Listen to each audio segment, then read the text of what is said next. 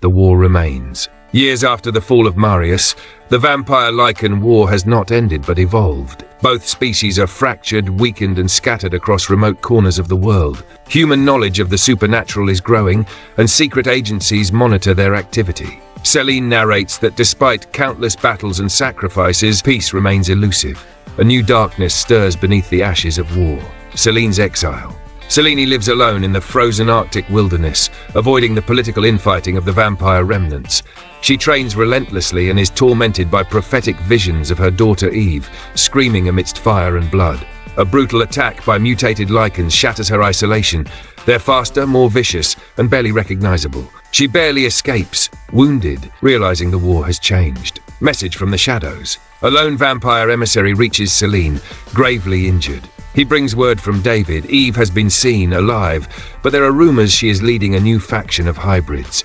The council believes Eve's blood may be the key to unstoppable power, and she may be hunted. Selene, driven by maternal instinct and guilt, agrees to return to civilization once more. Return to the Vampire Council.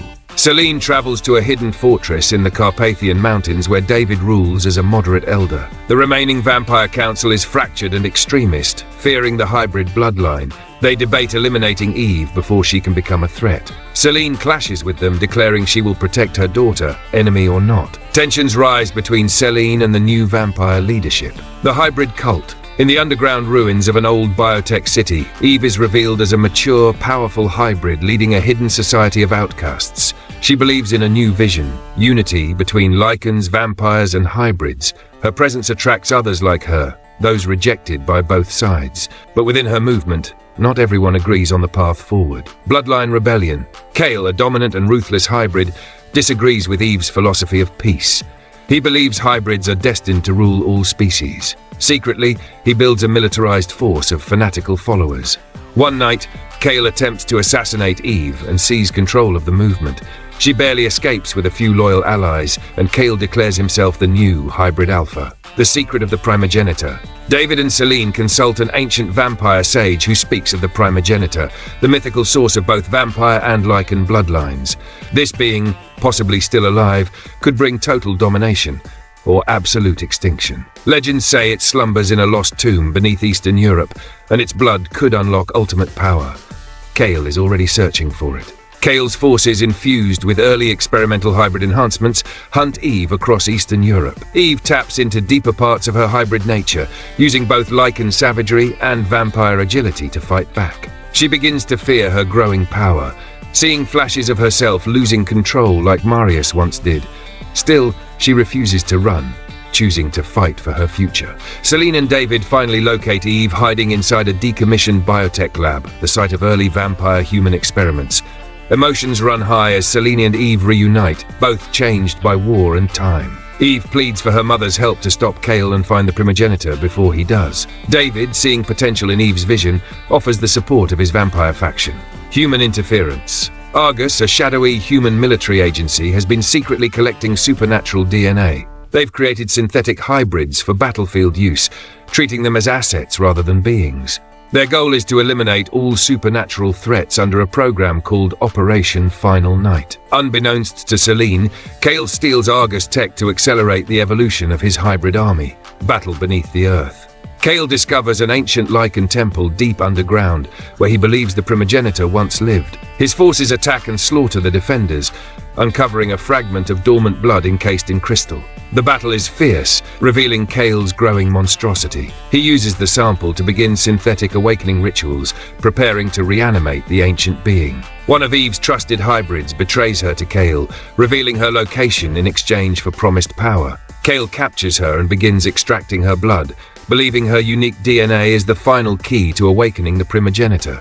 Eve resists, but Kale's hybrid scientists succeed in replicating her cellular structure, beginning the first wave of monstrous transformations. The rescue.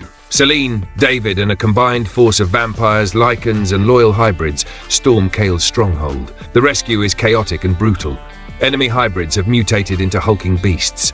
Selene pushes her powers to the limit, driven by desperation to save Eve. David is severely injured, but the team succeeds in freeing Eve just as Kale activates the awakening ritual.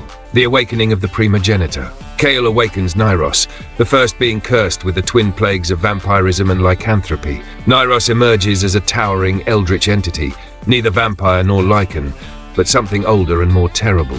Kale offers him servitude, but Nyros is disgusted by his descendants' failures and declares his intent to purge the earth and begin anew. The hybrid choice. As Nyros prepares to unleash a cataclysm, Eve confronts him, sensing a psychic link due to their shared blood. She offers herself as a vessel, not to destroy, but to absorb and balance the ancient power. Selene pleads with her not to, but Eve believes it's the only way to prevent genocide. She steps forward, willingly merging her essence with Nyros. Sacrifice and transcendence. The ritual nearly kills Eve, but she survives, transformed into a luminous hybrid being of balance. Kale attempts to strike, but she obliterates him with a single energy burst.